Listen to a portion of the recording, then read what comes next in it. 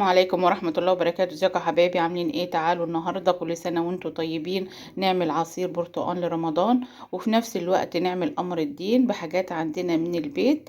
حاجات مش مكلفة وحاجات كمان مفيدة لينا وللأولاد. يلا بينا. أول حاجة كده هبدأ أنضف بقى الجزر مع بعض كده عشان نسلقه.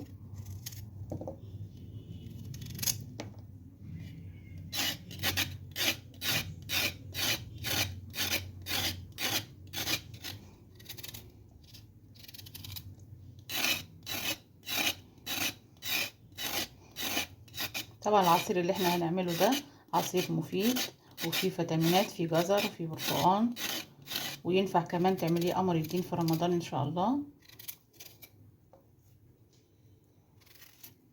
يعني حاجة كده مفيدة ومغذية وعلى قد الايد.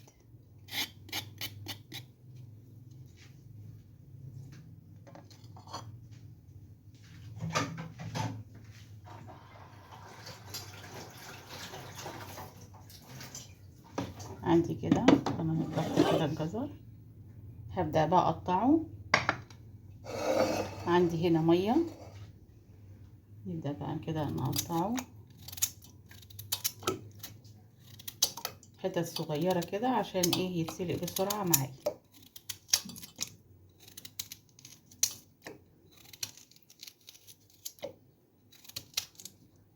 يعني كده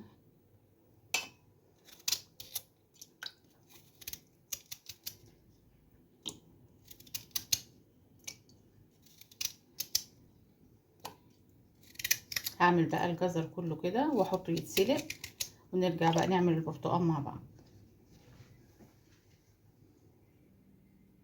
البرتقال بقى انا قطعته، تعالوا بقى اما نقطع كده واحدتين مع بعض.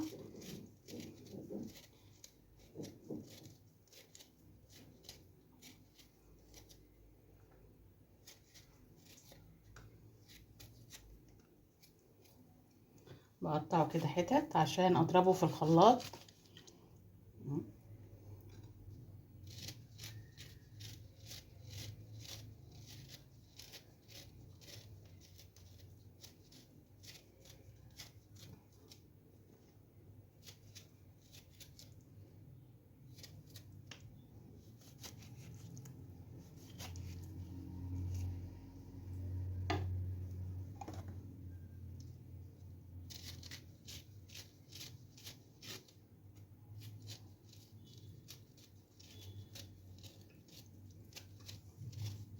لو عندك عصارة ممكن تعصري بيه البرتقال، لكن انا هضربه في الخلاط عشان استفاد كمان بالتفل بتاعه، وبعد كده اصفيه.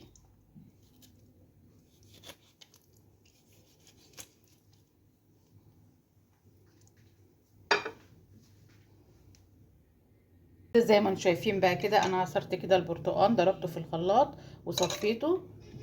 تعالوا بقى طبعا بحط له شويه ميه عشان الخلاط يمشي معايا. هبدأ كده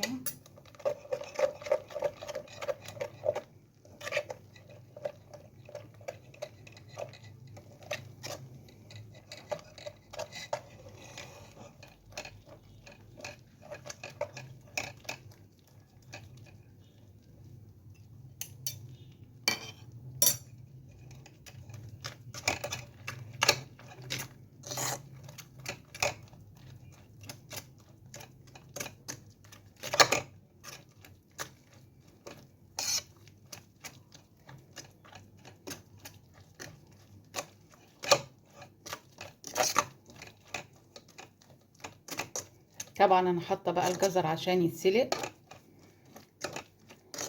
لازم الواحده الموسم بتاع البرتقال موسم الفراولة لازم تستفادي منه. الفراولة ممكن تعملي منها مربى، تعملي منها عصير. البرتقال زي ما انت شايفة كده تعملي برضو منه عصير، منه قمر الدين. يعني ربنا سبحانه وتعالى مدينا الحاجة نطلع منها يعني كذا حاجة. ممكن القشر البرتقال ده ممكن تبشريه وتعمليه في الكيكة برضو، تحفظيه في الفريزر وتعملي تبقي تحطيه على الكيكة وانت بتعملي كيكة البرتقال.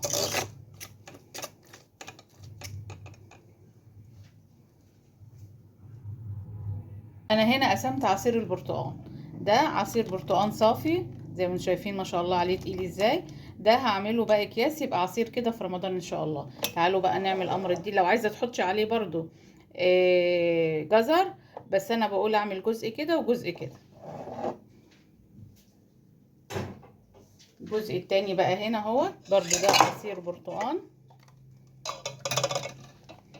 انا هنا بقى ضربت الجزر زي ما انتم عارفين، انا سلقته وضربته في الخلاط اهوت.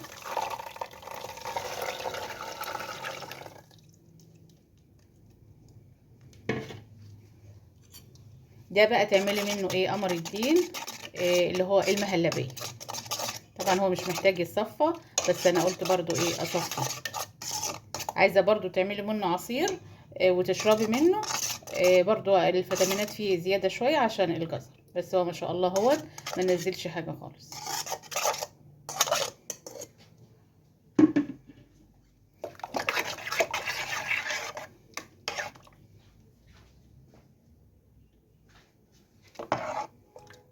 ده بقى هحطه في اكياس وايه، يبقى ده امر الدين ان شاء الله نعمله في رمضان. هو طبعا هيبقى باين لان ده غامق شوية عشان الجزر.